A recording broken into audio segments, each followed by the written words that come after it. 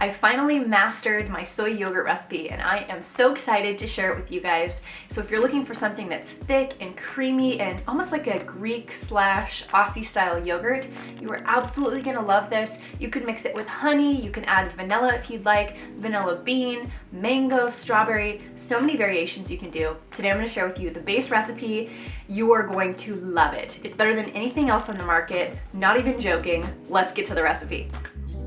So we're first starting out with our soy milk.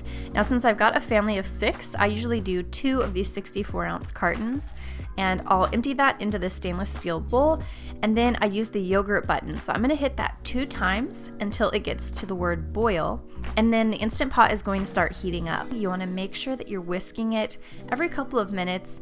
In the beginning, I'll come back every 10 or 15 minutes, but as soon as it starts to get a little bit steamy, you wanna make sure you're really staying close to the pot and keeping it stirred.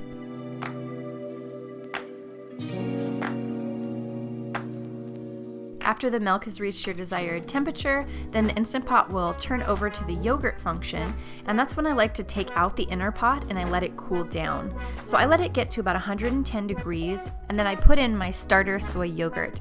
So here I'm just using the Silk vanilla yogurt. I've used flavored before. It doesn't seem to make a difference if you do plain versus flavored. So I just dump that in, and then you're gonna whisk it to make sure it gets all throughout the milk. You want to make sure that you don't add your starter culture until the milk has gotten down to 110 degrees. So I do measure the temperature at that point, but after it's down and we've got the culture in, I set the lid on and I put it to venting.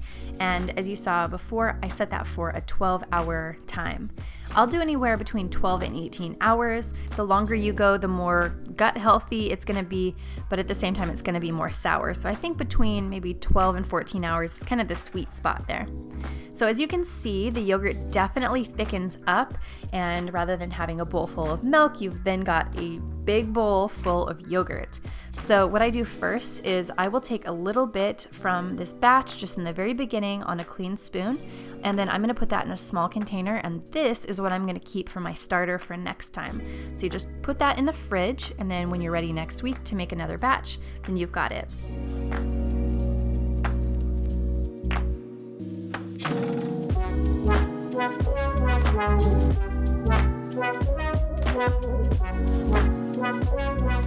And then for the rest of the yogurt, I like to store it in canning jars. I just feel like it's easiest to serve that way, and the wide mouth jars make it really easy to clean up once you're all done with the container.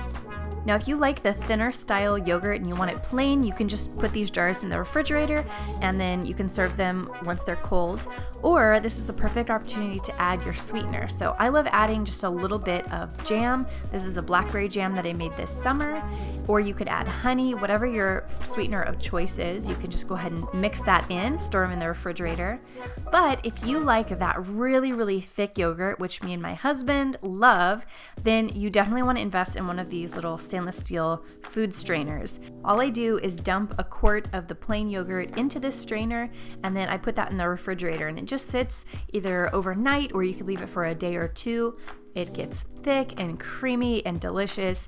It's like the perfect treat.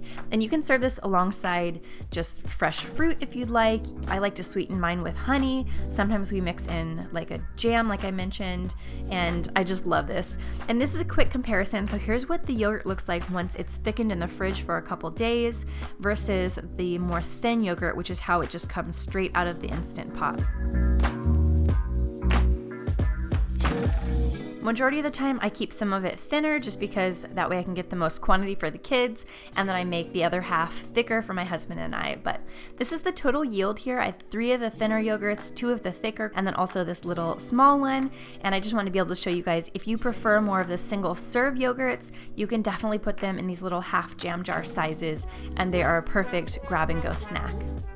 Well guys, I hope you enjoyed it. Give it a thumbs up if you did and found it helpful. Also subscribe for more videos, and don't forget to leave me a comment down below to let me know what you think would be the best yogurt mix-in. Like, what are your favorites? Let me know down below. And also, if you're looking for more videos, don't forget to check out my Instant Pot playlist. I've got lots of tips and other goodies for you there, so keep on watching. All right, I hope you enjoyed, and I will see you all soon.